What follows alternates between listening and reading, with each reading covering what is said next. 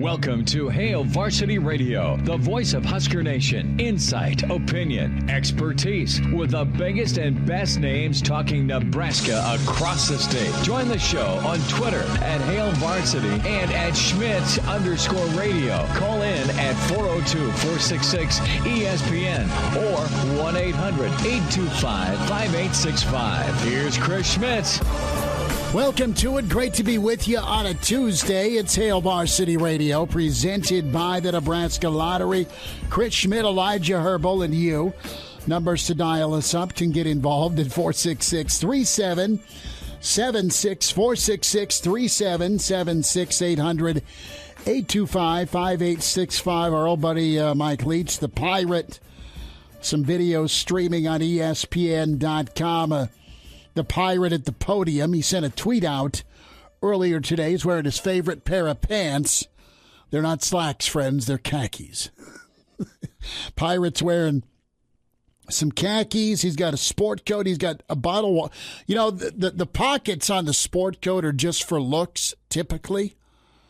Well, he's got a bottle of water in each pocket, each side pocket of his sport coat. Are we sure that's water?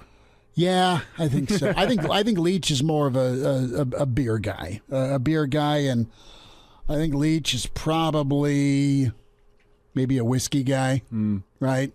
But I can't foresay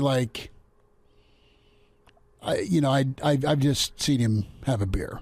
So I don't know. If he were trying to sneak something, it'd more likely be like whiskey in a tea bottle. He wouldn't know. I mean, he'll grin and bear this. I mean, come on, he'll grin and bear it. He's got a tie on, and so good for the Pirate. We'll hear a little bit from some of the movers and shakers at SEC Media Day. Thoughts from Bill Busch last night on the network with Nebraska special teams. Brandon Vogel teased it for us. But a really good write-up on that Sioux line. What can you get out of Nebraska's defensive line? We'll visit that. Some reaction by Iowa when it comes to Big Ten expansion. The Major League Baseball All-Star Game tonight.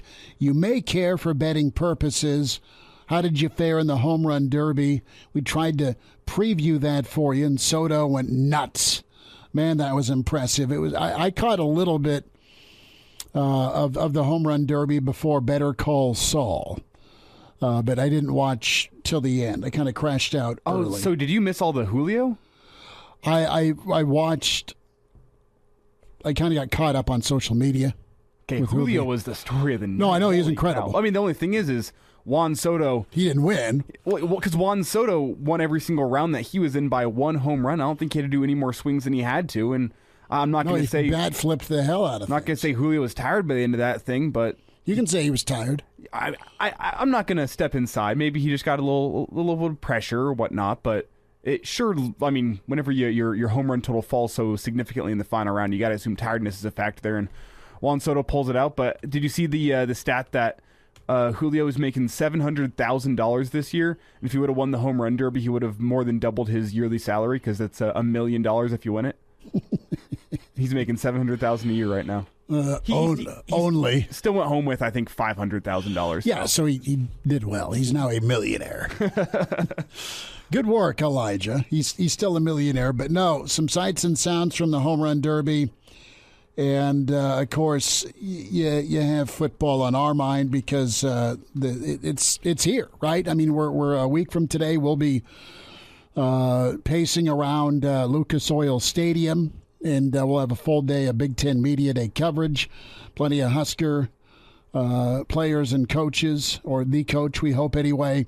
And we'll run down all the opponents you want to hear from, plus some of the names and faces you love in college football. We'll do our best for that for Tuesday and for Wednesday. They're both days with Hail Varsity Radio on the road. Can email the show, chris@hailvarsity.com. Can find and follow us on Twitter. Do so at Schmidt_radio or at Herbal Essence for Elijah Herbel. That's how you get in touch with us. Can email chris@hailvarsity.com. So when we talk Nebraska and we'll talk to Mitch Sherman, he's coming up.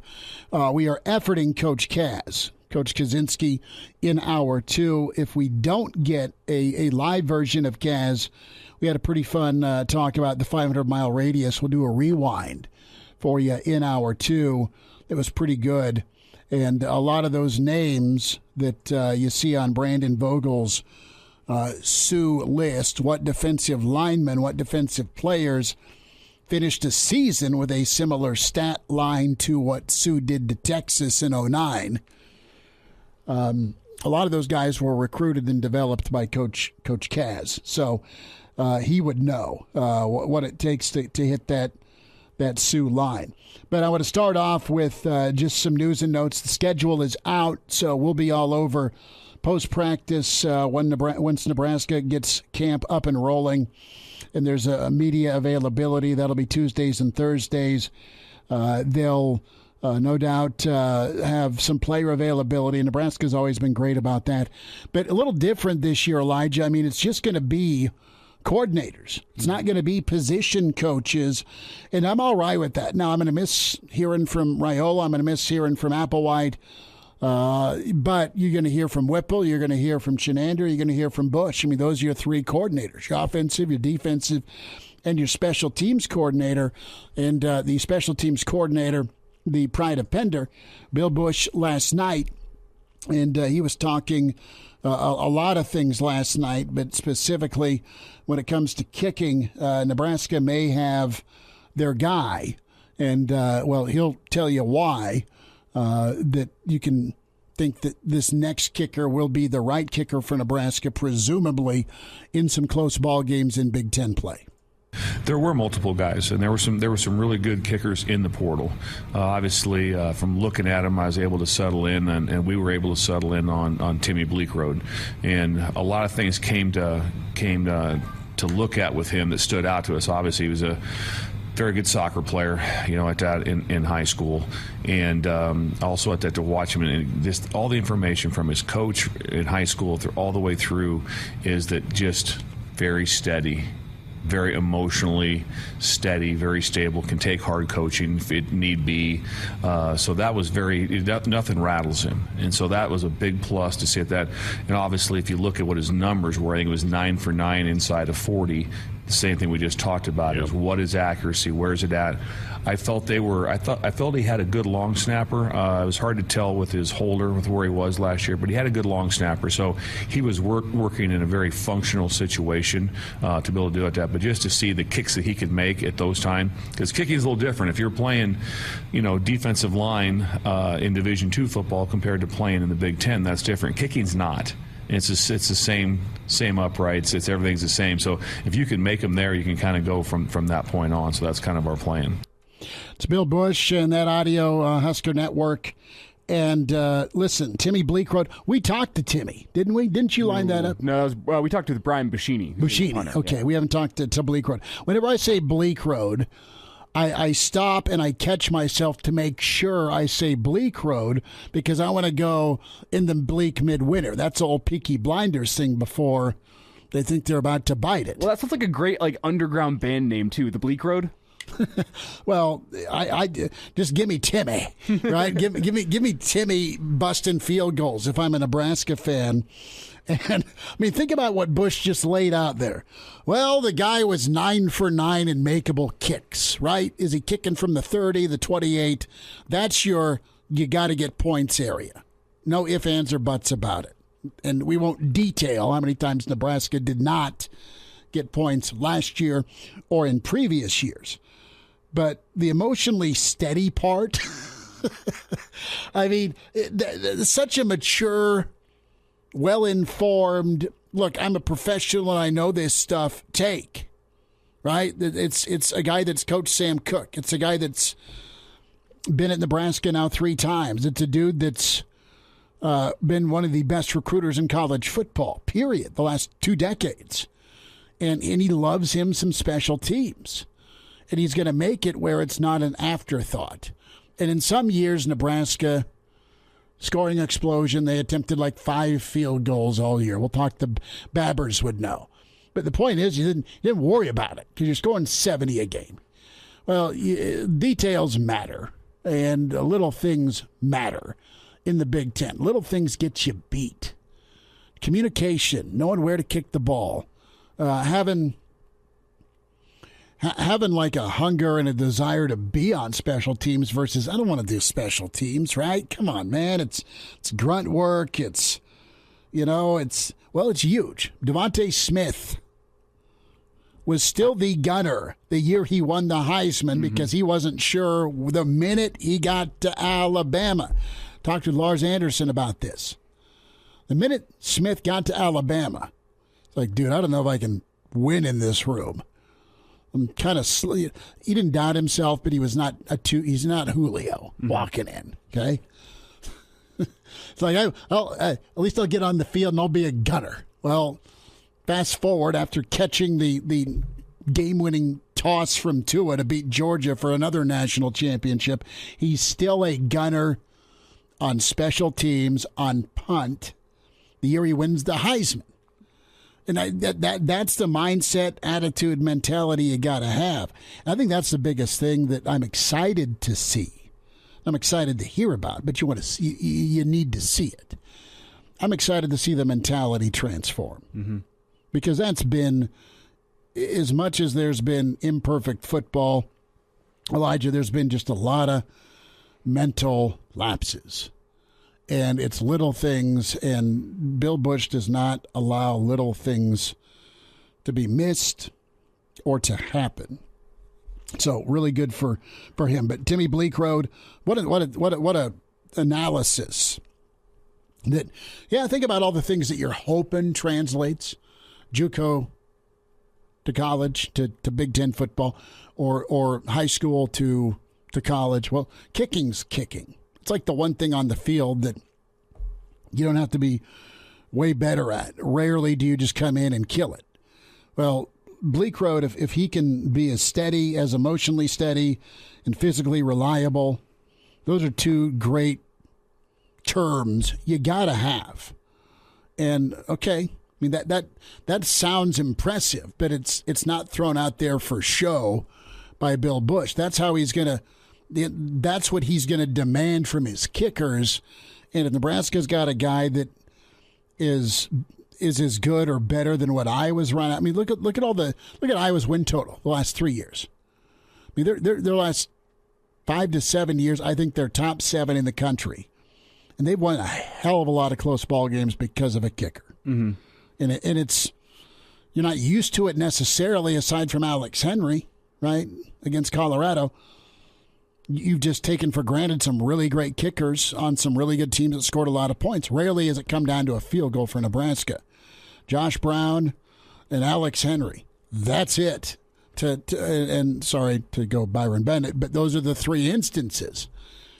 Well, in Big Ten play, you live and die by it, right? Well, there's one thing I'll say, though, is when it comes down to a game-tying, game-winning field goal situation, that is the one part of kicking in D2 that does not translate up to D1, is you don't have to go make that pressure kick with 90,000 screaming fans. You don't have to go make that kick on national television when however many millions of people are watching you on TV. The pressure aspect of things is one thing I do worry about from a guy making the step directly from D2 to D1. I mean, the best athletes in the world struggle with pressure. You see, there's a reason a guy misses Look at Ray Finkel. Right. I was going to go the guys who missed like that 6-foot putt on a Sunday on the 17th green.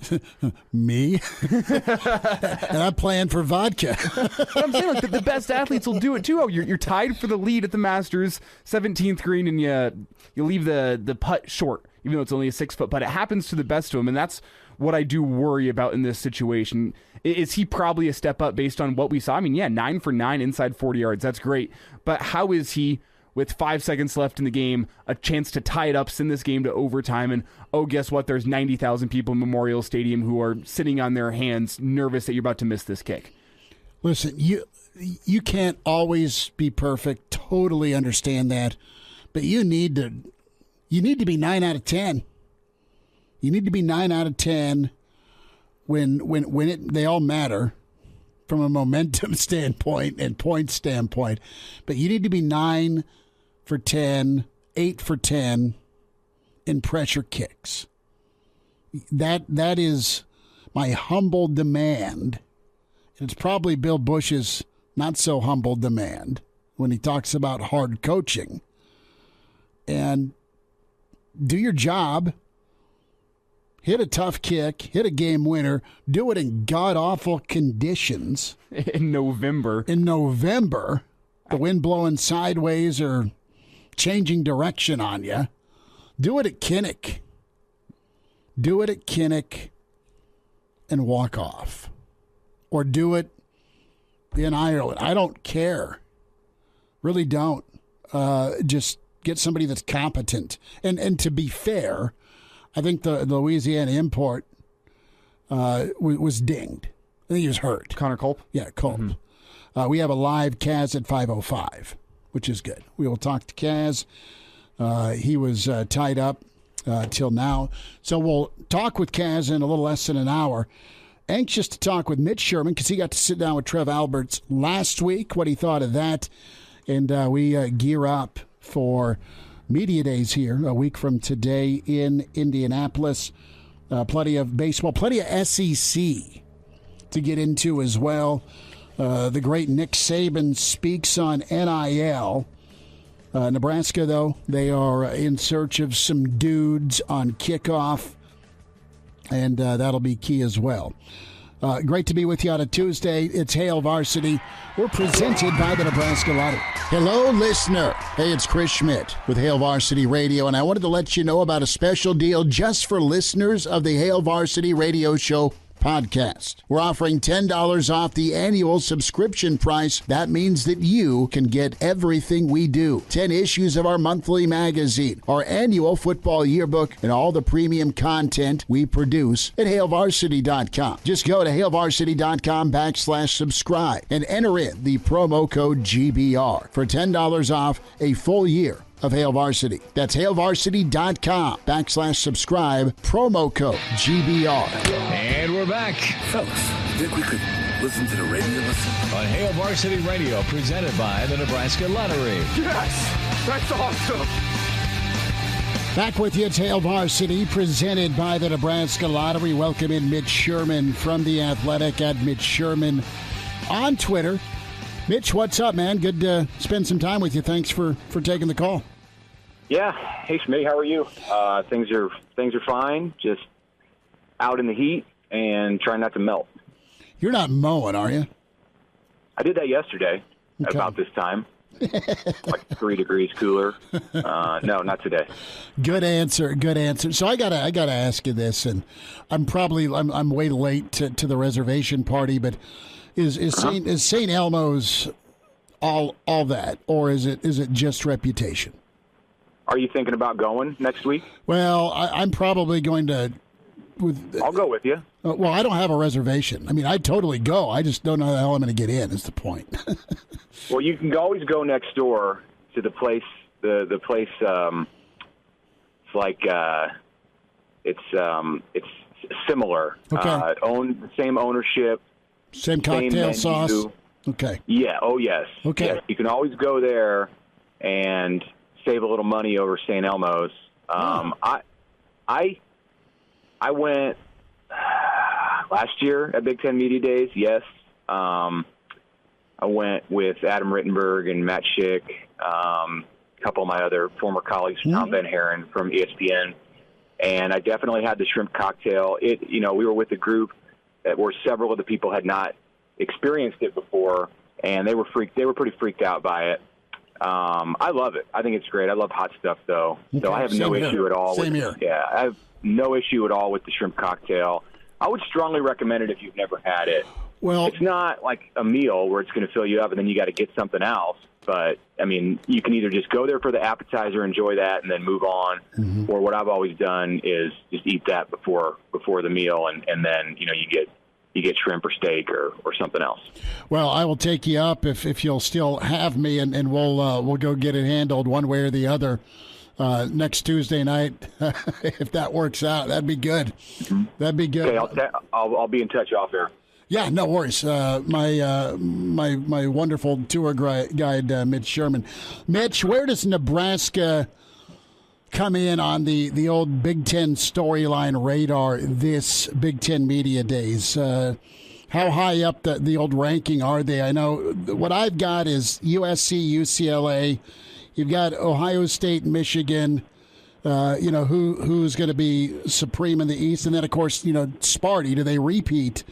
I'm wondering if Nebraska and Frost and their future is. I mean, it's going to be big. I mean, Frosty leads off everything on Tuesday, a week from today.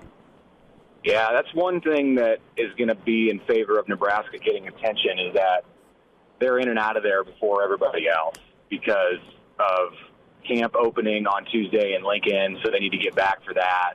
Frost wants to be there in the afternoon, of course, to welcome the players back, and then practice starts on Wednesday morning at Nebraska. So they're going to be the first taste for all of the media in attendance. Some people, in fact, might miss them if they show up a little bit late. I think it's a notable storyline because it's Nebraska, because of their placement in the schedule, because of the hot seat that Scott Frost is sitting on. But you then also have to consider that they have the media right, the Big Ten media rights deal that is likely to be much discussed. If they're not announcing the package and the dollars, it's still going to be a huge topic of discussion with Kevin Warren and the Big Ten leadership as they take the stage on Tuesday. So all of that factors in. I believe Iowa's up on Tuesday, same day as Nebraska, also Michigan.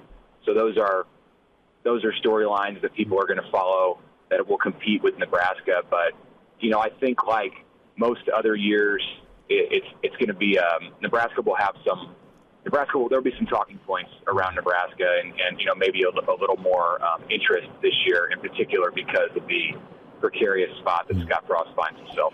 Mitch Sherman's with us from The Athletic at Mitch Sherman on Twitter.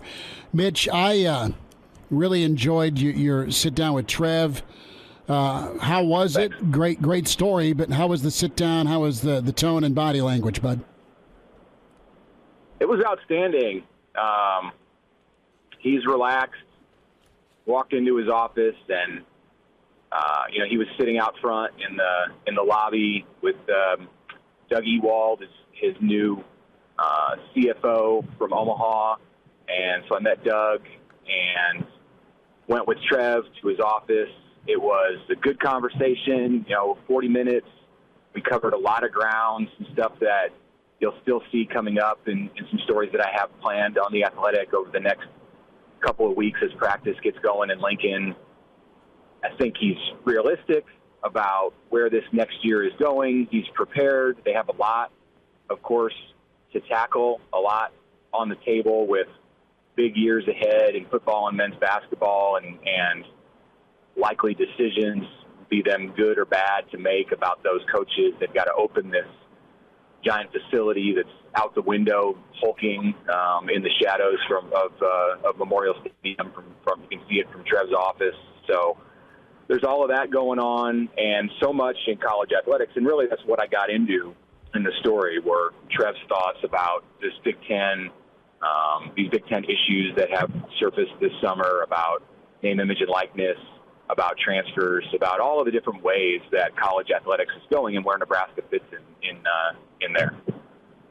Yeah, Mitch, it feels like the main storylines this summer, not just around Nebraska, but around college football as a whole, has been less about what's going down on the field, more about NIL and conference expansion. So I'm going to try to fuse these two things together here. When Scott Frost gets up to the podium next week at Big Ten Media Days, what do you think the first question he's going to get asked by the media is going to be? Because it doesn't feel like, in terms of a national sense of what this perception is around the Nebraska program, around college football as a whole, I'm not sure it's going to be a question related to what's on the field. So if you had to predict it now based on what you know about your friends in the world of journalism and et cetera, what do you think that first question Scott's going to answer is going to be? Since he's the first coach up, he's going to take his share of questions about the big national issues. I think if he was 14th, people would have had their fill. But he's coached in the Pac-12. He's been around and recruited in those parts of the country. He's faced USC and UCLA on his turf, on their turf.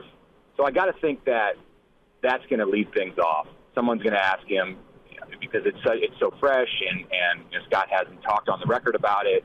That may be the first question about the new additions to the Big Ten and how he feels about it, followed followed quickly by some questions about Nebraska and what Scott Frost's role is going to be in the offense this year. I think that's the number one most pressing thing for Frost from a football standpoint, is how he fits in this offensive hierarchy in crafting the Nebraska offense with Mark Whipple as coordinator and with Casey Thompson as quarterback. So, and then from there, you'll have all of the questions about the transfers that Nebraska is welcoming and how they're going to, how Nebraska expects them to fit into this program.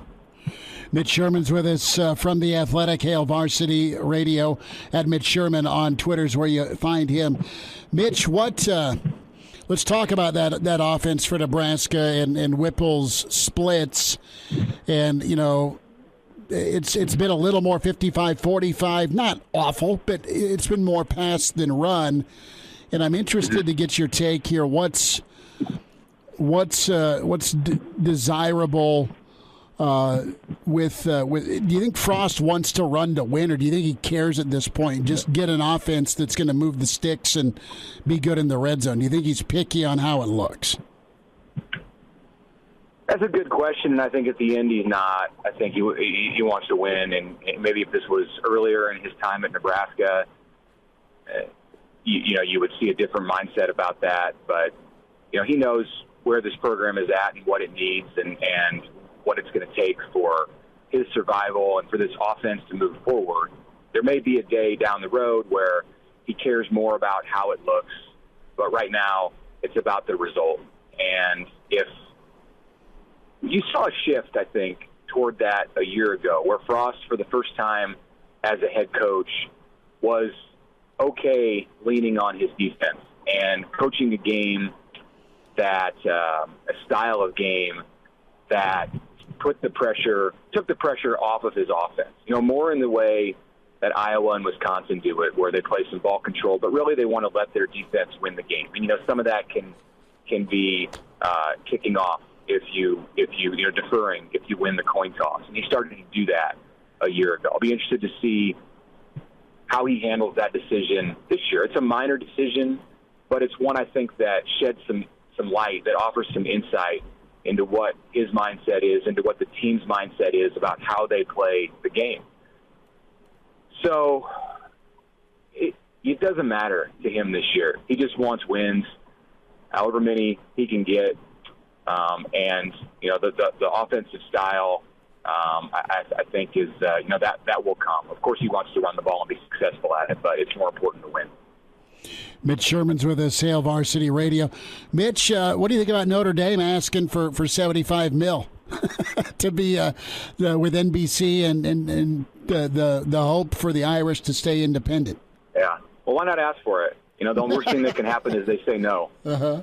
I don't have a lot of insight into what's going on, obviously, there, and have just only seen the numbers.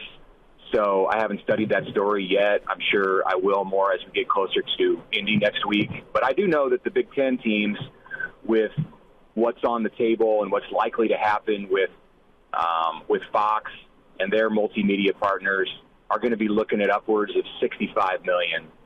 So if you're Notre Dame, the way to stay viable, the way to stay at the top and to stay independent is to find a way to exceed that, to equal or exceed that. Notre Dame may ultimately get something in the neighborhood of what the Big Ten teams are getting from their partnerships, and that would be great for Notre Dame. That would be reason enough for the Irish to be able to stay independent in football. But if that number drops $5 to $10 million below what the SEC and Big Ten teams are getting, that's when I think the pressure is on Jack Swarbrick and Notre Dame to find a conference where they can cash in. Yeah, and Mitch, we've talked about that Notre Dame partnership with the ACC, but if Notre Dame comes to the Big Ten and says we're willing to come in all sports except football, is that something the Big Ten even considers? I don't think so at this point. If the Big Ten's getting Notre Dame, the Big Ten wants Notre Dame football. I don't think that's. I mean, look, if the ACC blows up and Notre Dame athletics, other than football, if Notre Dame's basketball and Olympic sports are left out in the wilderness and they need a landing spot, and there's a way for it to work with the Big Ten in a fiscally beneficial method, then sure, the Big Ten's going to look at it, but that's not what they're going to the table with Notre Dame for. If they have discussions with Notre Dame, number one priority for Kevin Warren is to find a way to bring their football program into the fold. Mitch, we'll talk soon, bud. Thanks for the time and insight as always. Okay, take care, guys. Thank you. Pardon the interruption, but I'd like to save you some money. I'm Brandon Vogel, managing editor of Hail Varsity, and I wanted to offer listeners of this podcast $10 off the price of an annual subscription. That means that you can get everything we produce, 10 issues of our monthly magazine, our annual football yearbook, and all of the premium content we produce at hailvarsity.com. Just go to hailvarsity.com/subscribe and enter the promo code GBR for $10 off a full year of Hail Varsity.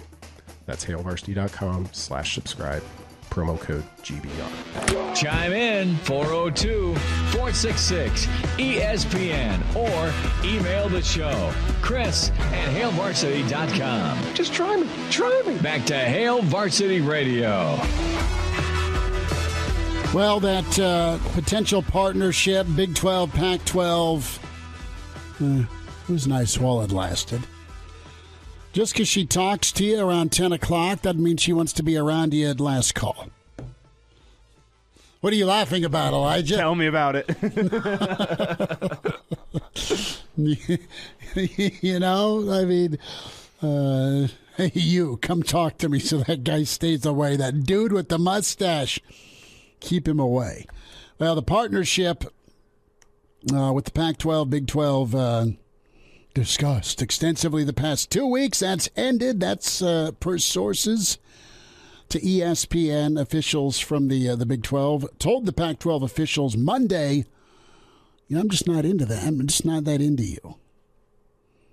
Couple of friends you have I like, named Oregon and Washington, potentially.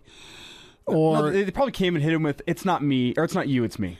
And then Costanza's like, no, I invented. It's not you, it's me. It's always me. But I think the Big 12, we'll talk with Coach Barnett on Thursday, but I think the Big 12's pretty comfortable with the Arizona schools, and also looking at Colorado again. So the Buffs are back in potentially, and I would assume your two key schools are going to be Washington and Oregon. I'm just thinking of basketball and football because I love Phoenix. Mom lives down there half the year, right, west of Phoenix. And Arizona State's just always kind of been there. Same with Arizona. It's not that they haven't had good years. Arizona's amazing in basketball. I mean, I love their history there. But Arizona State's just kind of a good freaking time to go party. And once in a blue moon, they had a Rose Bowl team. Or once in a blue moon, they upset Nebraska in 1996 and actually rode it. The one good team Ohio State and John Cooper ever beat was that Arizona State team in the Rose Bowl. So, well, couldn't the same be said for Colorado? Buffs at least have a national championship. One. Well, but I mean, think about where they were, bro. I mean, they were 0-10. Yeah, and this is before my time. So. No, I know this is almost before my time, but they were like they were 0-10. They were 0-10, like going after year 3. They were 0-10, and then they got really good. I mean, they won a national championship before Nebraska, or split one. If you think about it, I mean that's nuts. So you have the Pac-12 indicating the Big Ten, or make that the Big 12 interested in that option of a few select schools, and we'll see where it shakes out. But I kind of like that idea we talked about yesterday, where we'll get Kaz's take here in 15 minutes, but where the Irish kind of swoop in. But you know what? The Irish probably think they're too good for the Big 12, and that's okay. Well, they probably are. In terms of how much revenue they're going to be bringing in on a yearly basis, they probably are too good for the Big 12. That's my question, though, is what do you... If you're the Big 12 and you can get Notre Dame and you say, look, we got a TV deal lined up, got an easier path to the playoff for you, we as a league to stay together will take $45 million. Notre Dame, you're good to take $750. It's not like you haven't been walking on eggshells around Texas anyway before they bolted. Well, they'll even you're used to being told what to do, is my point, by somebody. They'll even set up the Irish Football Network just for Notre Dame. Right, yes. Well, hey, they did the Longhorn Network. That's what I'm saying. So why don't you make that phone call? We'll ask Kaz all of these important questions. Let's hear from Nick Saban. Let's hear from St. Nick here when it comes to NIL and recruiting, because that's the big topic. You had Lane Kiffin talk about it. The Pirates touched on it. Kirby Smart's hit on it. I mean, every coach has been asked about it because it's been so cutthroat and, dare I say, allegedly expensive pre-NIL in the SEC anyway. And this is Saban on NIL and recruiting. The advent of collectives has created a way for, third parties to make contributions to marketing organizations who can create opportunities for players, which I think is a good thing. I don't think it's a bad thing at all. Creates opportunities for players. That's a good thing. I think when it's used in recruiting and players start making choices and decisions based on promises that are made in name, image, and likeness, I'm not sure that is a good thing. So I do think there needs to be some guidelines, in that. And I think there needs to be transparency and, how all that's done. Here's the question. I'd love to get this from a student athlete in, say, 3 years, after the NIL's been around a while. How much were you promised and how much was delivered? What's reality? What's fantasy? Because recruiting's all fantasy land. And then the real world starts that first day of camp, or when the meetings start. You got to go earn it. You want to go earn playing time. And to me, that's the reality that a lot of those SEC coaches live in. Like, we may be able to legally take care of you now, but I mean, Arch Manning's getting $14 million because of his last name and because he is a high-profile, incredible talent, right?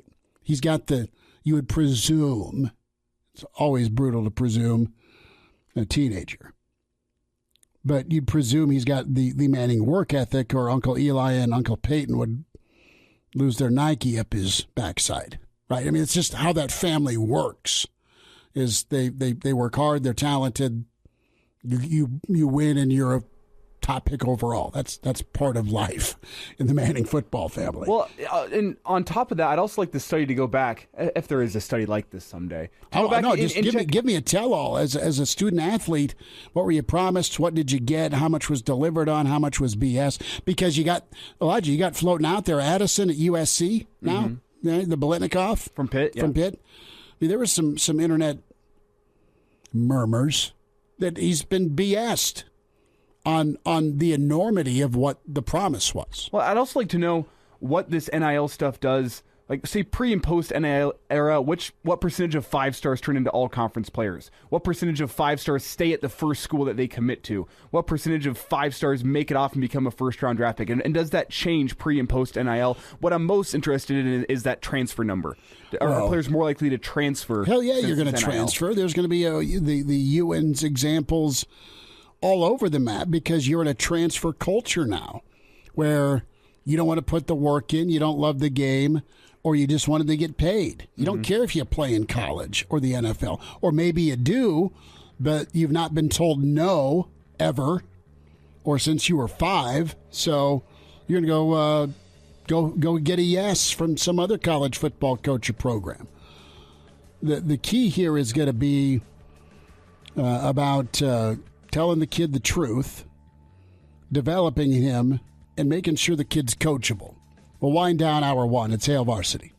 And now, back to Hail Varsity Radio. One final time this hour, Rick Kaczenski, 10 minutes away. It's Hail Varsity, presented by the Nebraska Lottery. Yay or nay on the All-Star tiebreaker.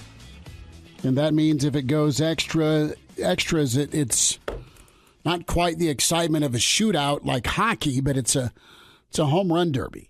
I've never known anything different in hockey. I mean, you have sudden death overtime, of course, but in the regular season, you can get to the shootout portion, which is really cool. But I don't know that I want my baseball game to end in a home run derby. It's new, it's different. It was fun last night with the home run derby. Totally get it. But this is for home field, man. Yeah, this is the one All-Star game where the winner actually matters. Yeah. Right? I mean, it's home field. So I'm glad that there's that attached to it, but do you want it with someone playing underhand toss so Schwarber can rock one to the ravine behind Chavez Ravine? I don't know. Well, I get it, though. It seems a bit too gimmicky. Or is that okay? I get it, because I'm sure these MLB owners and the teams don't want their players, you don't want your pitcher to go out and pitch a second inning in the All-Star game because you're worried about taxing himself during the season, what's supposed to be a break, a vacation of sorts, or you don't want to risk your guy needing to take another at-bat in the All-Star game because, again, you're risking injury, you're risking your potential, say, $400 million player. You're risking him in a game that does not matter in the grand scheme of your season. However, as I said earlier, this is the one All-Star game in professional sports that actually has implications. What happens when you win in the Pro Bowl in the NFL? Nothing. What happens when you win in the All-Star game for basketball? You win in the Pro Bowl, you go get arrested. Alvin Kamara style. You asked. But yeah, it doesn't have any implications. In baseball, if you win the All-Star game, you get home field advantage in the World Series. There are guys that are playing in this game tonight that could have implications in their season. They're going to be playing in the World Series here, and because they lost this game, they got to go play 4 games on the road in October. It matters. It has implications, and do you want it to come down to a couple guys at the end of the game? 3 swings from each league. Say a couple guys making a couple swings. Is that what you want this game to come down to? No. Worst case, give me California rules. 2 out, runner on second. I mean, go there. You're going to bastardize this thing beyond what baseball is, and you play till someone scores. I mean, let's work on the old pitch clock if we're going to keep tweaking things. Because aside from my kid playing, and I love watching him and his teammates play, and I love going, had a great time going to Coors about a month ago. And it was just fun who we were with. But yeah, I paid attention to who was at bat, but it was just hanging out with people at a gorgeous ballpark in the mountains. You know, it was cool to see San Diego. It was cool to see the Rockies. But guess what? I wasn't glued to it like I was when I was 10. And as far as watching, I'll go to a Salt Dogs game or I'll go to a pro baseball game in person. And I'll check it out on the radio because that's how I grew up with baseball. Out in a cabin in western Nebraska. Every summer I'd visit my grandparents and we get the Rangers in, which was great. It was romantic. But now it's just like, dude, everyone's so, and I've fallen into that black hole of, all right, this is boring. I need some sort of stimulation. If you're going to change up the All-Star game, at least make it something that is going to help the game of baseball in the future. Something you're testing out for future. It's now a freak show. Yes. Get off my lawn. Like what you hear, high-quality radio and podcast, just part of what we do at Hail Varsity. Hey, it's Chris Schmidt with Hail Varsity Radio, and I wanted to offer listeners of the Hail Varsity Radio Show podcast $10 off the price of an annual subscription. That means that you can get everything we do. 10 issues of our monthly magazine, our annual football yearbook, and all the premium content we produce at HailVarsity.com. Just go to HailVarsity.com/subscribe and enter in the promo code GBR for $10 off a full year of Hail Varsity. That's HailVarsity.com/subscribe, promo code GBR. Welcome to Hail Varsity Radio, the voice of Husker Nation. Insight, opinion, expertise, with the biggest and best names talking Nebraska across the state. Join the show on Twitter at Hail Varsity and at Schmidt_radio. Call in at 402-466-ESPN or 1-800-825-5865. Here's Chris Schmidt. Into Hour 2 at Hail Varsity, presented by the Nebraska Lottery. It's time for a Tuesday with Kaz. Rick Kaczenski joins us, longtime coach at Nebraska and at Iowa. Kaz, what are you doing, man? Thanks for the time. Hey, brother. Just up in Pennsylvania here, man. So sorry I couldn't get on earlier. Little work action. Conference call. So, but yeah, man, just hanging out. Came to see my mom and the fam. So brought the kids up, just hanging out. Have you taken them fishing, or did you just get in? We got in. We got in on Friday.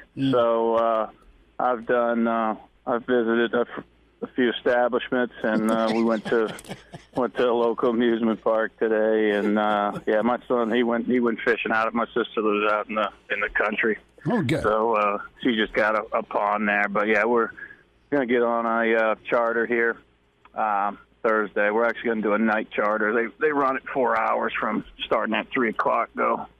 Go hit some walleye.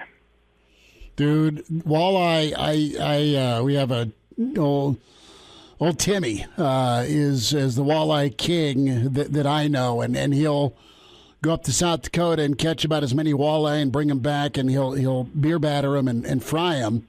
And I will sneak over and eat them. And my grandfather grew up doing crappie in western Nebraska. Crappie's pretty good, and it's even better with the amount of beer batter you use. But walleye's great, man. That sounds like a plan. That sounds like a real good plan. Yeah, looking forward to it. So I got to ask you here, from your perspective, put yourself in Frost's shoes for a second, and I want to ask you, what would Kaz do as head coach? And that it comes to assistants, and it comes to coordinators, and it comes to just the head coach. When it comes to the media, Kaz, I remember you guys being available after some tough ball games, you guys being available after some great ball games, right? And the access was great, and I have no complaints, whether it's just the head man or the assistant, whatever policy, I'll take what I can get, player or coach. I'm thankful for it. Now, that said, there's been a bit of a shift, so it's just going to be the coordinators and Frost this year, not any position coaches, and that's a little different than in past seasons.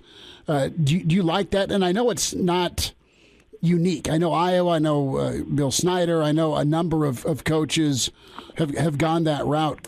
Coach Kaz, what's your take on availability from your perspective, and how do you kind of view it? Well, yeah, I've been on both sides of it. You know, Kirk was a guy that he handled talking for the team. Talking. He was the spokesperson, and we would meet. We always knew what he was going to say. He briefed us on everything. The same thing with Bo, but it was just different access.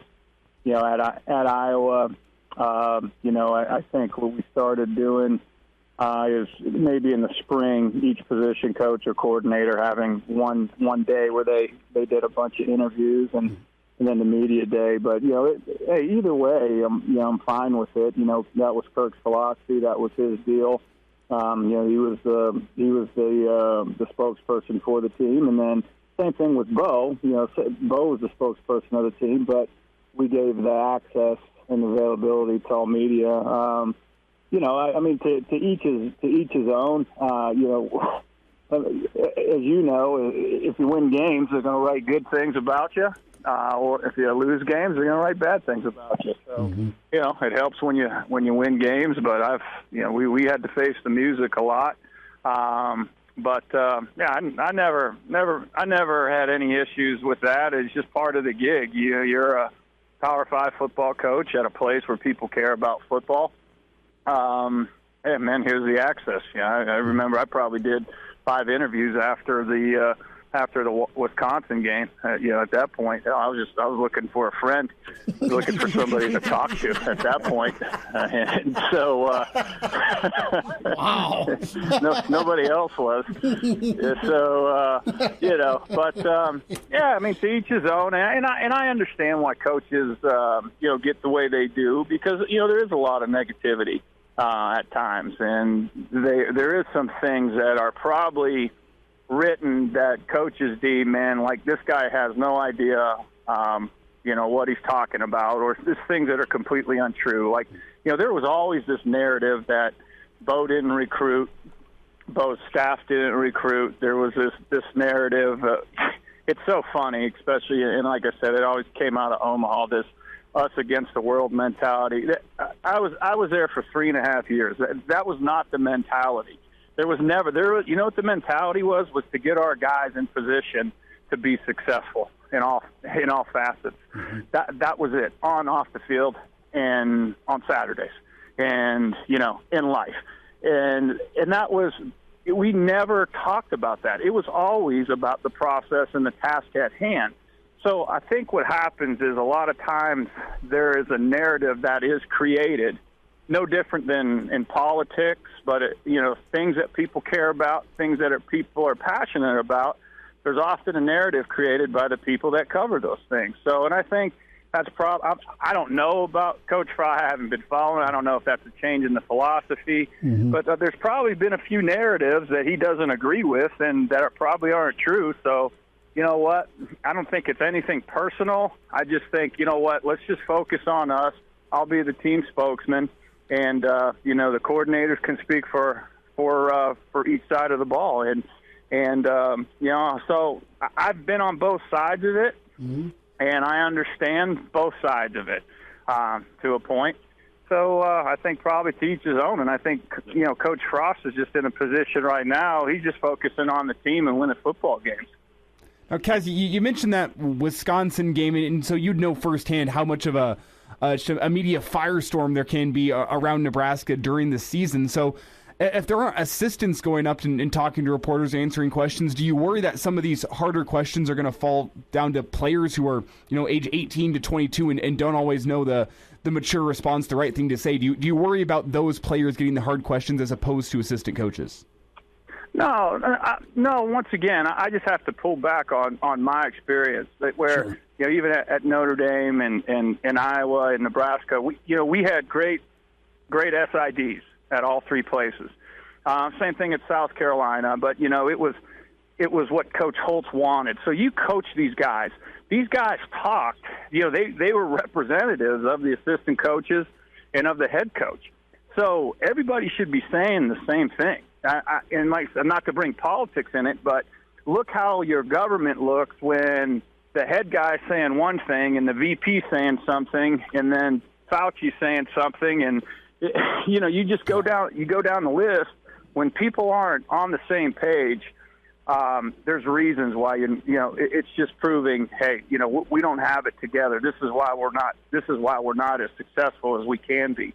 So I think as long as you're coaching the players up, as long as these players understand, they have to understand what you want them to say. You don't want them to be robots. You don't want them just saying coach speak. You want them speaking from the heart.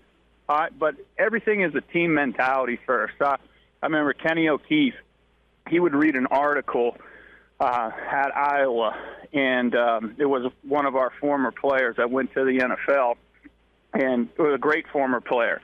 But he counted the I's in the article, and there was like 19 I's in it, right? And Kenny just, his point being, guys, when you speak, if you say I, you talk about how you felt your performance is. That's the only time you say I. And when you say I, you follow that up with credit to your teammates for any success. So, I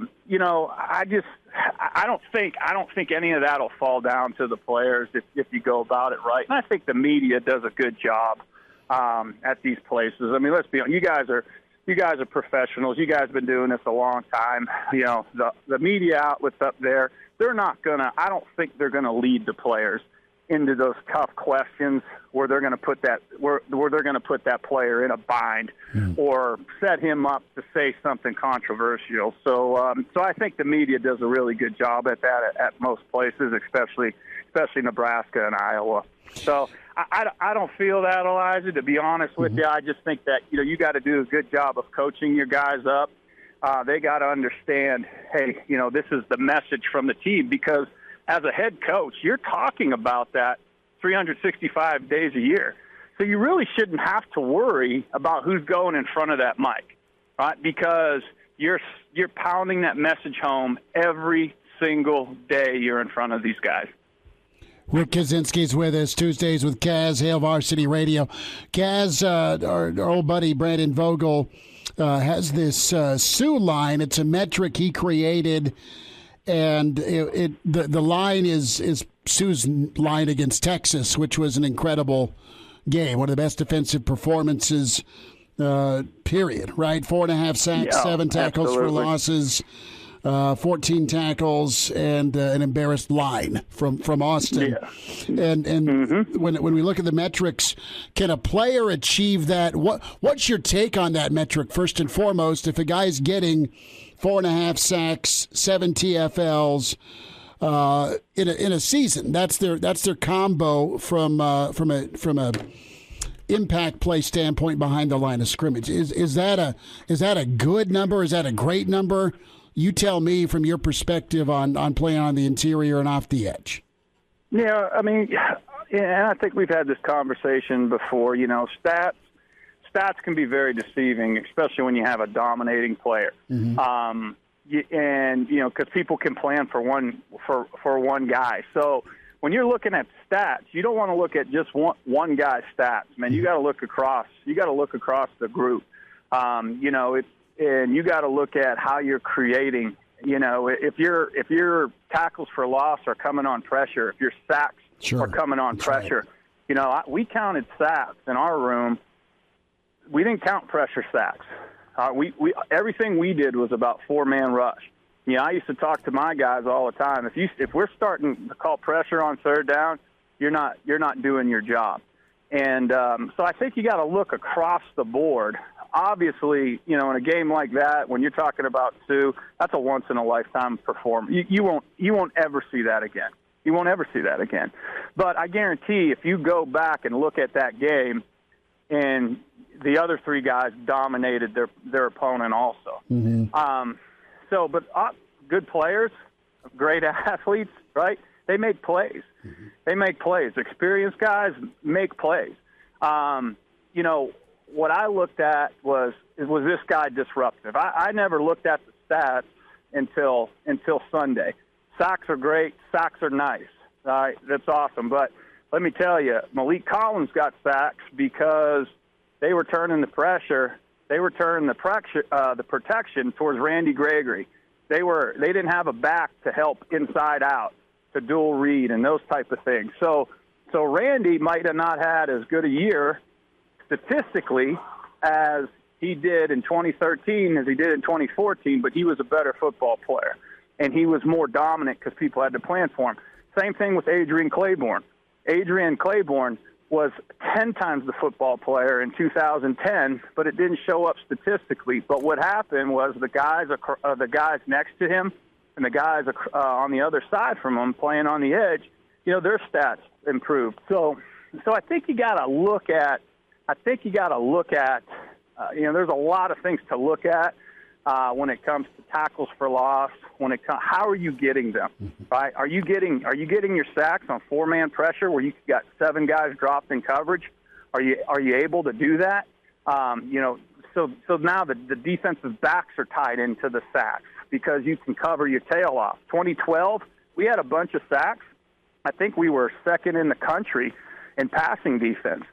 That wasn't, our sacks became, a lot of our sacks were because we could cover.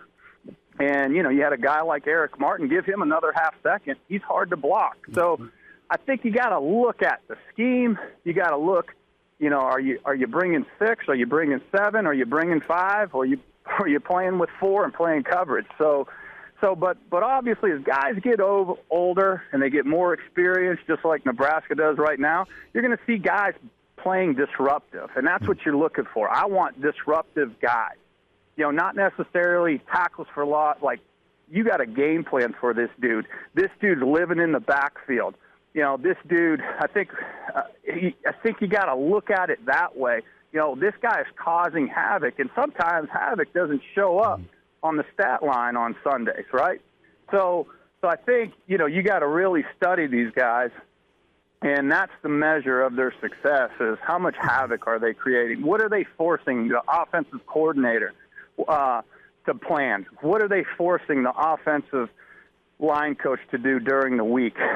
I remember we were playing, I think it was Rutgers in 2014, and their offensive line coach came up to me after the game, and he says, I hope, he goes, we'll probably get fired. He said, the only good thing is I'll never have to see number 7 ever again the rest of my life. That's what he said. He was talking about Malik, obviously. I think Malik was wearing 7 at that point. But, so that's a guy that had, that's Malik statistically. He was probably, going into that game, probably 4th as a D-line in sacks and tackles for loss. But he was disruptive. He was disruptive and created havoc. So, Kaz, I got to jump in real quick. Yeah, I'm up against a hard break. Yeah. Hang on for me. Hang on for me. We'll come back. More with Kaz on the way with Hail Varsity. Like what you hear? High-quality radio and podcasts are just part of what we do at Hail Varsity. I'm Brandon Vogel, managing editor. And I wanted to offer listeners of the Hail Varsity Radio Show podcast $10 off the price of an annual subscription. That means that you can get everything we do. 10 issues of our monthly magazine, our annual football yearbook, and all of the premium content we produce at hailvarsity.com. Just go to hailvarsity.com/subscribe and enter the promo code GBR for $10 off a full year of Hail Varsity. That's hailvarsity.com/subscribe, promo code GBR. And now, back to Hail Varsity Radio. Back with you, it's Hail Varsity, presented by the Nebraska Lottery. Chris Schmidt, Elijah Herbel. A week from today, we are in Indy. Lucas Zoya, we are spending another segment with Rick Kaczenski, great coach at Nebraska and Iowa. A Tuesday with Kaz, and we're referencing Brandon Vogel's story. The Sioux line, a lot of Kaz's players on here. When you look at that Sioux line, to define it for you are the season totals, not game totals, mind you, like what Sioux put up against Texas. And that's a really good metric. Jared Crick, Levante David, Eric Martin, Randy Gregory twice, Malik Collins. And then Kaz, a number of kids you recruited too. When you look at Khalil Davis and Ross DeZuris. The defensive line last few years, especially when you guys were here, did a good job, as you were just touching on, causing havoc. And I can imagine a guy like Randy and Malik and Vincent and even Avery coming off the line was problematic for a lot of Big Ten teams. But also you had guys ready to rotate in, and you had that depth when it came to November. Yeah, and that's a big part of it, having depth, keeping guys fresh.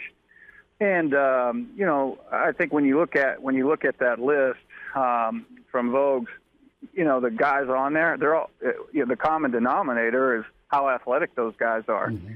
I could be the best. You could have Vince Lombardi coach me, and I'm limited to what I can do. It's no different than anything else. So it does come back to make sure you're recruiting the right guys, and the right guys. It's not. I was talking with Bo the other day. We never cared about who else offered anybody. Did we like this guy? Did he fit? And how much better can we get this guy? And we talked about on the show what we look for. Hips, knees, ankles. This guy can bend. So when you look at those guys on that Sioux line, those are all guys that could bend. Those are guys that are athletic. And man, I love pluggers. I love, headbutt guys, all that. But let me tell you, I become a really good coach with Randy Gregory and Malik Collins. And, big, tough, athletic, God-given things that I can't coach, right? Those guys make you look good on Saturday.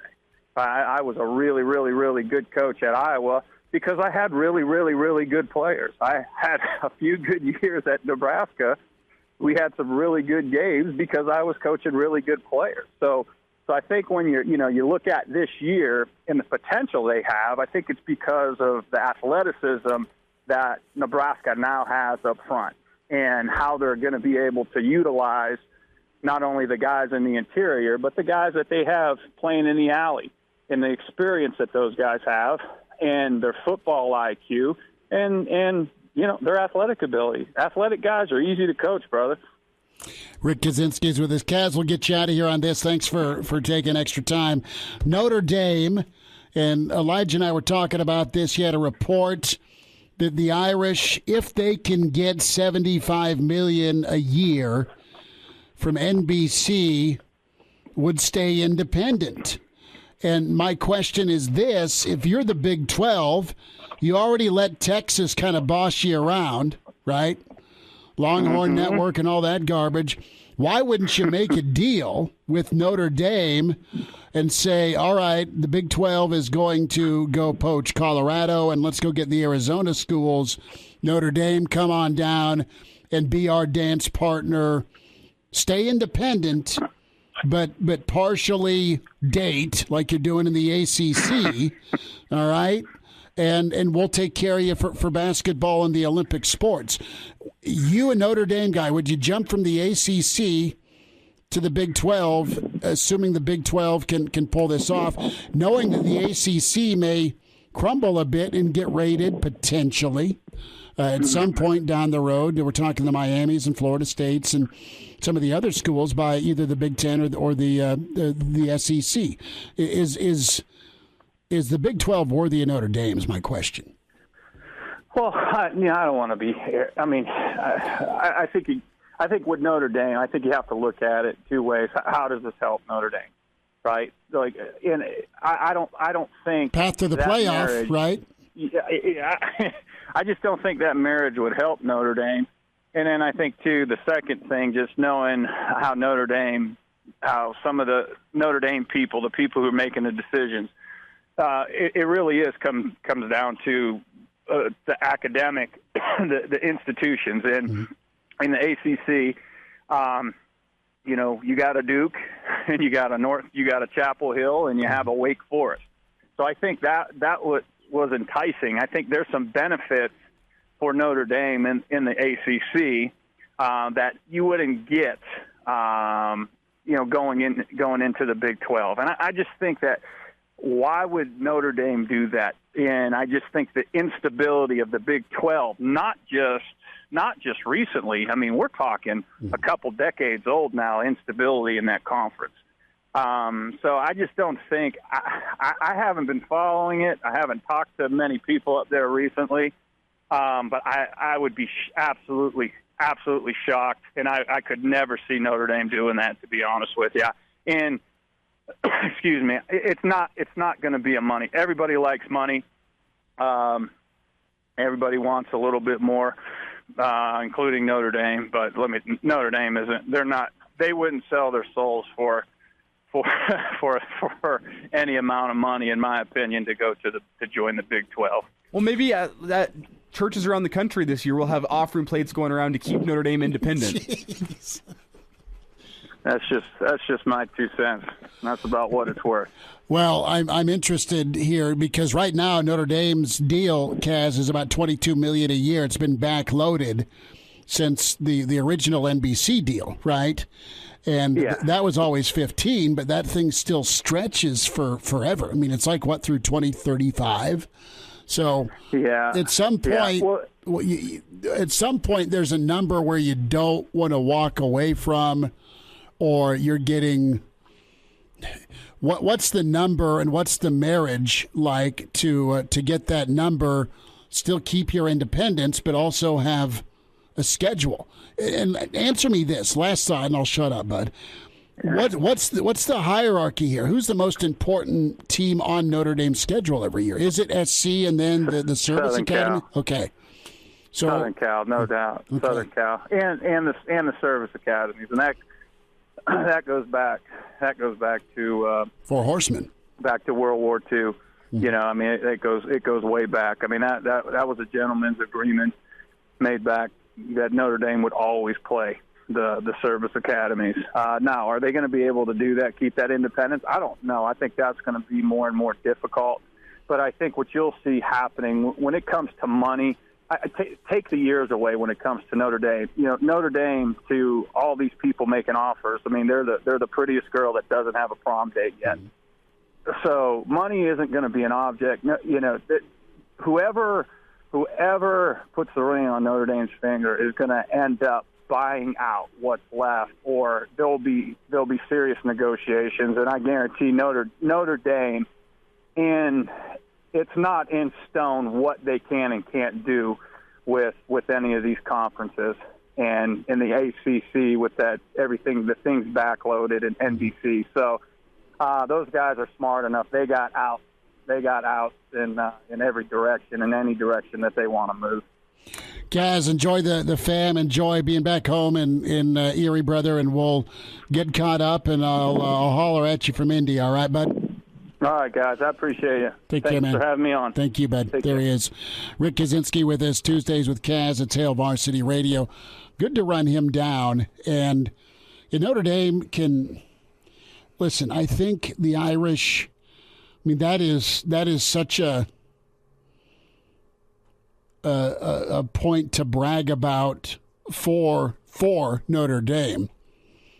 Dude, we're so big we don't need a conference. Mm-hmm. And it's been that way. And even if you get in line, we can join the ACC partially, but still be there for football.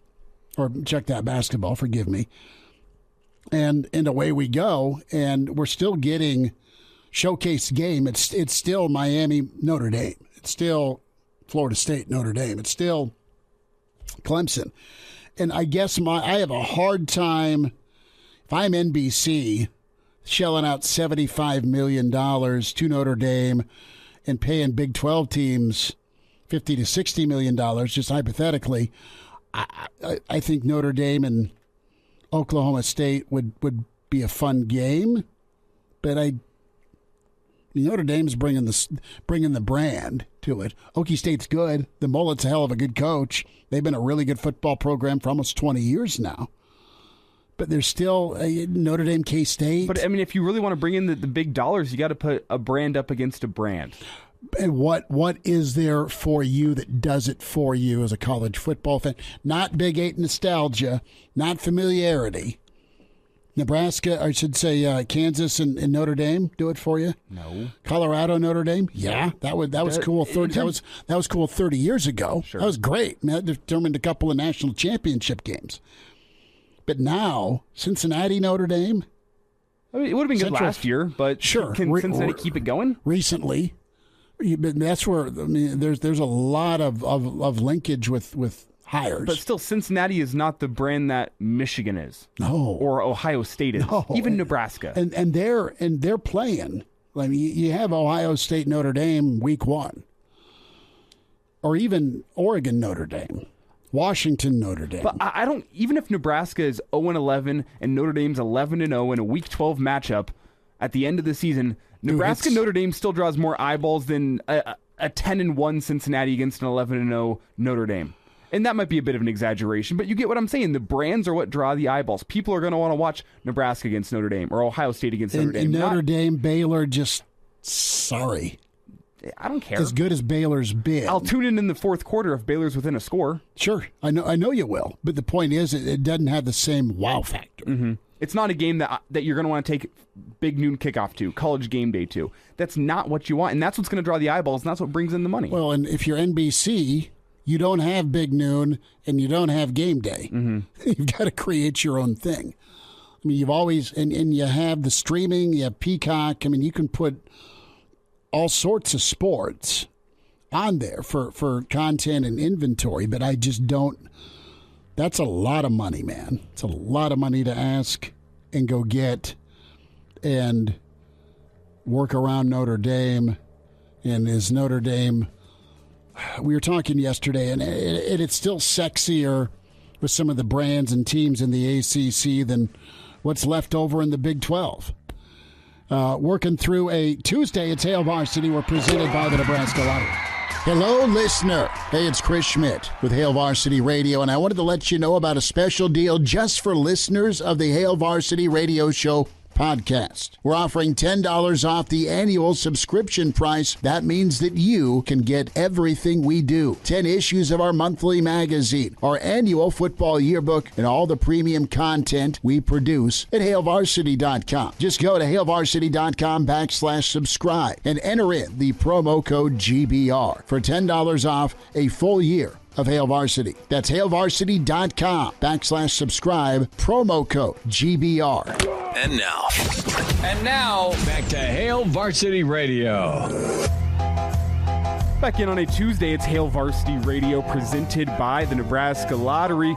Schmidt getting out of here a couple minutes early today as he's off to watch his son pitch for potentially the last time this summer. So good luck to Carson out in the baseball dime. Before we get out of here, let's take another quick listen, an abridged version of our interview with Phil Steele. His college football preview is out everywhere now. So Phil, kind enough to join us a couple weeks ago. We abridged this down into his talk of Nebraska. So let's play that for you now. Phil Steele joining us here on Hail Varsity Radio. This is from a couple of weeks ago, I believe July 6th. But without any further ado, let's get right into it.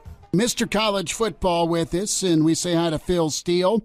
College football preview, 28 years of excellence, and the 2022 edition is there for you digitally or on your newsstand. We say hi to Phil. Phil, thanks for the time. Great to talk some ball with you. Yeah, always fun talking with you, Chris. We've been doing this together for quite some time now, and voice very familiar, so good to talk to you again. Well, it is great to hear from you. When we talk, Phil, that means college football's just around the corner, 51 days, but yes, we're counting, and a lot to dive into and a lot to just take a gander at, right, with the realignment with USC, with UCLA, but the top of mind awareness for us is the Big Ten. And Phil, that's where I want to start, is just your overall outlook. Who do you believe is the biggest threat? What's your research and data told you for Ohio State? Who could be a challenger for the Buckeyes here in 2022? Yeah, well, Chris, going back to last year, using that as an example, or using that as the reason for this year, last year, not many of the 131 head coaches out there, and last year, 90% of them told me, Phil, this is the deepest we've ever been. During COVID, everybody returned, with the exception that everybody else was back. So almost every team had 17, 18, 19 returning starters last year. And they would say, Phil, this spring we were able to run 3 deep. We've never been able to do that before. And now what happened was the powerhouses. You look at Ohio State. Didn't make the Big Ten title game. Clemson didn't make the ACC title game. Oklahoma didn't make the Big 12 title game because those teams all lost players of the draft, whereas everybody else had 17, 18, 19 returning starters. Well, this year, I think it's more of a return to normalcy. Everybody lost something this year, including the big boys, and I think that's going to really help teams like Ohio State. And with Ohio State, I see them as head and shoulders above everybody else in the Big Ten this year. You look at their overall recruiting classes, what they have coming back. I mean, they've got 3 Heisman Trophy candidates, quarterback C.J. Stroud, running back Travion Henderson, wide receiver Jackson Smith-Njigba, who actually broke school single season receiving record despite playing with 2 first-round draft picks at the receiver position. An improved offensive line, and they bring over Knowles for the defensive line, plus have plenty of talent. I do think they run the table and win the Big Ten this year. Top contenders, Michigan's going to be up there. In fact, Michigan's got a chance of being 11-0 when they face Ohio State that season final. But I don't think their defense is as good. They lose Aiden Hutchinson. They lose David Ajabo, Chris Hinton, all from up front. They lose Ross at linebacker, Hawkins and Hill from the defensive backs. Not as dominant as they were defensively last year. And then the West, I think the West is wide open. We're going to see a lot of teams knock each other off. So I don't know if there is a clear-cut contender to Ohio State this year. Michigan's probably going to give them their biggest challenge during the regular season. Phil Steele's with us. College Football Preview 2022 can log on philsteele.com. Also, find him on Twitter at PhilSteele0 4-2. You led into the West. And who do you like, or who has the best quarterback situation in the West as you look at it? Is it Purdue because of O'Connell coming back, or do you think there's somebody else there that could surprise in the West in the Big Ten? Yeah, I think we've got a lot of potential quarterbacks in the West. I mean, Illinois brings in Tommy DeVito, who I thought did a good job at Syracuse. He's a guy that can run and throw. His problem was he got injured. So if he can stay healthy, they've got a pretty good situation. Talking to Coach Fitzgerald this year, going over the team with them, he's pretty high on Ryan Helinski. He felt that Helinski was thrown into a tough situation last year, didn't really know the offense as well as he wanted him to, was going to redshirt, then had to play him. Helinski's a guy that started at South Carolina, and I think he'll have a much better year this year. Aidan O'Connell does rank as the top guy at this moment because he had the very productive year last year, throwing for 3,700 yards with a 28-11 ratio, comes back as a senior. Your biggest concern with him is about the receiving core. Will they be as good, losing a guy like David Bell and Anthrop? But I think O'Connell has to come in as the number one guy. Casey Thompson is a guy that did well at Texas. And now he steps into more of a passing offense under Mark Whipple. Whipple just was the QB for Kenny Pickett at Pitt, who had a fantastic year. And I think Thompson can do well. Tanner Morgan had a MVP type of season a few years back when Soroka was his offensive coordinator. Soroka's back as offensive coordinator. Will Tanner Morgan regain that form they had 2 years ago? And then Spencer Petrus from Iowa is a guy that he's not flashy. He's not going to throw for 3,000 yards, but he's a veteran quarterback. He's 6'5", 233 pounds, and he can get the job done. And then Wisconsin, Graham Mertz might have the most upside of the 7 quarterbacks that we have here in the Big Ten West. But he has sure, after that first game he had in his first year against Illinois, he has been very inconsistent since then. If he can live up to his talent level, then he has the potential to really skyrocket among the West quarterbacks. But I think all 7 teams have potential there at the QB spot. Phil Steele's with us on Hail Varsity Radio. Specifically, Phil, let's dive into Nebraska. Your reaction to last year's 3-9, what the numbers tell you about the Big Red, and what do you have slated for Nebraska? What do you think happens for Frost in year 5? Yeah, the numbers tell me they were a lot better team than the final record would indicate, that's for sure. I mean, they outgained their opponents, outscored their opponents on the year, and to be plus 56 yards per game in Big Ten play, you finished 3-9 is pretty remarkable. You had every game, every loss last season was a close loss with the exception of Ohio State. And when I mean close loss, I mean within one score. So 7 net close losses last year, and the 3 wins were by 45, 25, and 49 points. So this is a team that's way under the radar as far as they were much better than the 3-9 record. All my indicators out there are pointing heavy on Nebraska up. They had 7 net close losses, 4 net upsets, plus 56 yards per game in Big Ten play. And so it's really promising for them. But I'm going to take you back to 2019. They had a lot of signs pointing their way. I had them as my number 1 most improved team in the country, and Scott Frost and company disappointed me. They went 5-7. So I'm hoping that doesn't happen again. I do expect them to be a much better team, and I think they are a contender in the West this year if they can get those close wins. Do you have Nebraska projected as a bowl team, Phil?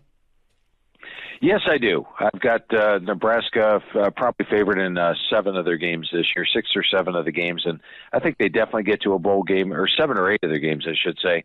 And I think they could pull an upset or 2. So I can see them flipping the record from 3-9 to 9-3 potentially. Phil, we'll get caught up again. Awesome to spend time with you. Thanks for the time today. Hey, always a lot of fun, Chris, and appreciate you having me on. And don't forget the magazine's available at Barnes & Noble the first 3 weeks of July here. You can get it at Barnes & Noble's starting on July the 9th, and then you can also go to the website, philsteele.com. But always great talking with you, Chris. Phil, you take care. Thanks. Pardon the interruption, but I'd like to save you some money. I'm Brandon Vogel, managing editor of Hail Varsity. And I wanted to offer listeners of this podcast $10 off the price of an annual subscription. That means that you can get everything we produce, 10 issues of our monthly magazine, our annual football yearbook, and all the premium content we produce at HailVarsity.com. Just go to HailVarsity.com/subscribe and enter the promo code GBR for $10 off a full year of Hail Varsity. That's HailVarsity.com/subscribe, promo code GBR. Miss us? Come here, brother. Give me a hug. Bring it in for the real thing. We're on call for you. Catch the podcast at HailVarsity.com, the ESPN Lincoln app, or download them on iTunes. Saddle up, partner. Back to Hail Varsity Radio. Wrapping up a Tuesday edition of Hail Varsity Radio, we are presented by the Nebraska Lottery. Elijah Herbel taking you through the last few minutes of the show as Schmidt is off watching his son pitch potentially the last game of the summer as high school baseball season is getting all wrapped up. And as a baseball umpire, you get to the end of the season, and it is a grind the previous couple months. So looking forward to, say, a month off for the baseball players and myself before we really get into the thick of things with football getting underway. Big Ten Media Days coming your way next week, as well as the opening of Nebraska's fall camp. That is all very exciting. Tonight, we have the MLB All-Star Game, and I have a correction to make. We had a caller in who informed me of this, and I actually did not know that back in 2016, the MLB changed their rules for the All-Star Game, so the winner of the All-Star Game no longer assures home field advantage in the World Series. Made that mistake earlier. Schmidt and I were both complaining about this new rule, how it impacts baseball, and that rule has been changed. This is news to me. I'm typically not an All-Star Game guy, so I can see how it would fly under the radar for myself, but that is just a correction I wanted to make. If this thing does come down to a swing-off home run derby style finish to determine the winner in the All-Star Game, it will not determine who is the home field in the World Series. And we strive for accuracy here on Hail Varsity Radio, so let's clear those things up and just make that point to you. So apologies. And we will promise to get things right next time. Before we get out of here, this show, a few more things from down at SEC Media Days to run you through. The first is from Greg Sankey, who obviously talked about college expansion. And he said that the news that USC and UCLA moved into the Big Ten was not a surprise to him. Did I have an inkling? I'll be honest with you that about 18 months ago, I said, here's some projections of what could happen, and those two schools were part of it nationally, but I didn't know that this was about to happen on June 30. No, not at all. As I look and try to project what takes place and guess, that type of movement was somewhere in my thinking, but not at that moment. Despite that, Sankey went on to say that he does not believe that this will be the impetus to make the SEC move to expand. Again, we're comfortable at 16. There's no sense of urgency, no sense of panic. We're not just shooting for a number of affiliations that make us better. Could they be out there? I would never say they're not. I would never say that we will. We're going to be evaluating the landscape. I'm not going to speculate.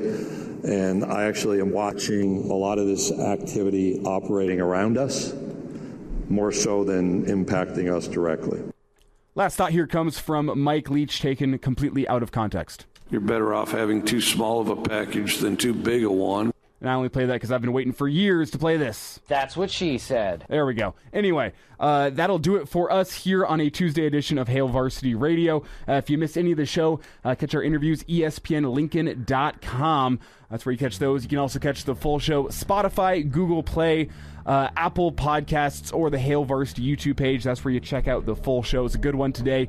We caught up with Mitch Sherman back in Hour 1, and then 2 segments with Rick Kaczenski here leading off Hour 2. That was what we had for you today. Coming up tomorrow, a lot coming your way. Bill Bender will be on the way, as well as Mike Babcock, Mike Schuhart, and a whole lot more coming your way on a Wednesday edition of Hail Varsity Radio. That's when we'll talk to you again. A Hurrdat Media Production.